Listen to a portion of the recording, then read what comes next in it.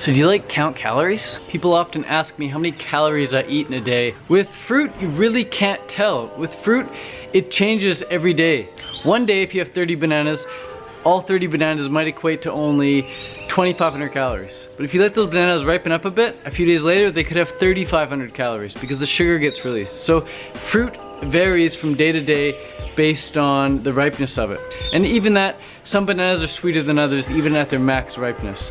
Some durians are thicker and fattier and creamier than others at their peak ripeness. Some durians are very watery, some is very creamy. Some pods are bigger than others, some pods are smaller.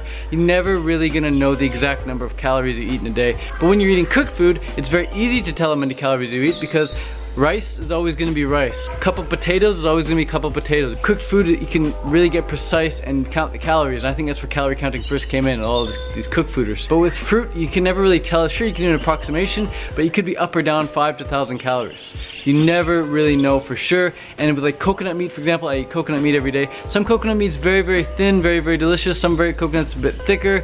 A bit more crunchy. I don't really like to eat that too much, but and then some of the water is very, very sweet. Some of the water is very, very watery, just tastes like plain old water. So even if I say I have 10 coconuts a day, water and the meat, we're never really gonna know how sugary the water really was or how fatty the meat really was. And that can play a very big difference because just 1 gram of fat can have 9 calories. If you're missing out on, 100 grams of fat, that could be a difference between 90 calories up to 100 calories. And if you have 10 coconuts, then that's a big, big difference. That could equal, 900 calories, just like that. So you never really know for sure. But honestly, I don't see the point in counting calories anyway, because if I'm hungry, I'm gonna eat. And if I'm not hungry, I'm not gonna eat.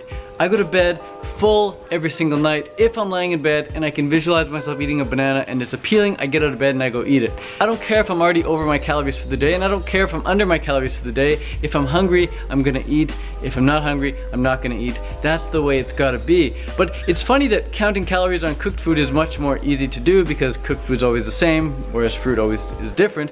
But with cooked food, it's way easy to go over your calories because with cooked food, there's that craving factor where you can just keep eating more and more and more, never quite feeling satisfied until you have something sweet at the very end, which is why they always give us sweet desserts at the end to totally satisfy us. Or if we're leaving a restaurant, they give us a little bit of candy at the end to satisfy that sweet tooth. So no matter how much beef, butter, or pasta we've had, we're never gonna feel quite satisfied until we've had that something sweet at the end. So with cooked food, you can count exactly how many calories you're eating, but it's very easy to go over those calories, and you're never gonna be quite in tune with exactly how much you need to eat because cooked food, there's not a lot of water in there, there's not a lot of enzymes. It's just not gonna trigger the same response in your body as eating fruit will. When you're eating fruit, you know exactly when you're done. You can eat 5 to 6 mangoes, and on the 6th mango, it still tastes good, but after that 6th mango, you look at the 7th one, and you're not attracted to it at all. Whereas with rice and potatoes, when I used to eat them, I'd look at the rice and potatoes and I'd be stuffed, but I would still keep eating them because I just wanted something to be triggered in my brain, but it wouldn't get triggered, so I keep eating and eating and eating until I felt absolutely stuffed, or until the bag was gone, until the bowl was finished. That's when I knew I was finished. I wasn't finished eating when I was finished eating when the food was finished. Whereas with fruit, it's different. Even if I have a smoothie, which I rarely eat,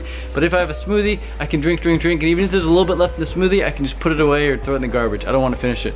Or even with a banana, sometimes I crack a banana in half and I only eat half of it. The other half, I don't want it, I'm full, put it away. Ann Osborne calls this the lone grape syndrome. And she found that her kid Cappy, growing up, just eating a fruit diet, he had these big bowl of grapes, but when he was full, he'd just stop eating. So sometimes there'd be 1 grape left in the bowl and he wouldn't eat it because he just didn't want it. So Anne would see the grape and she'd call it the lone grape. Very cool. So I really believe that your body is this piece of art that you can master. You've got to be in tune with it. You've got to listen to it. And for me, that was very hard to do with cooked food, but on fruit, it was very, very easy to do. It's very, very easy to do on fruit. You know when you're finished, you know when you're full. Oh, wow!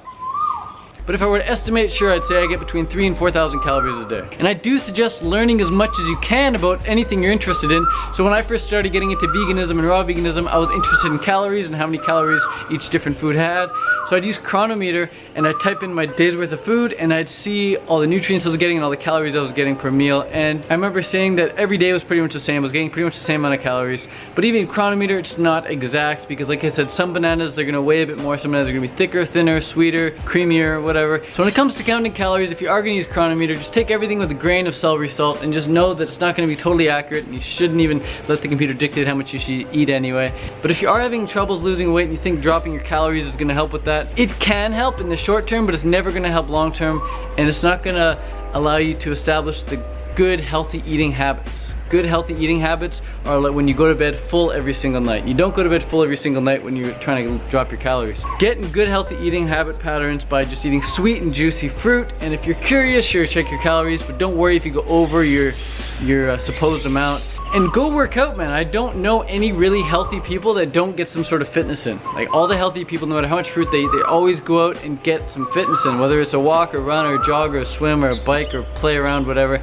Just go move your body and do it for the fun of it, not for the weight loss side of it. Just do these things for fun, and as a result, you'll get fit and healthy, but you don't need to do it for the fitness and health.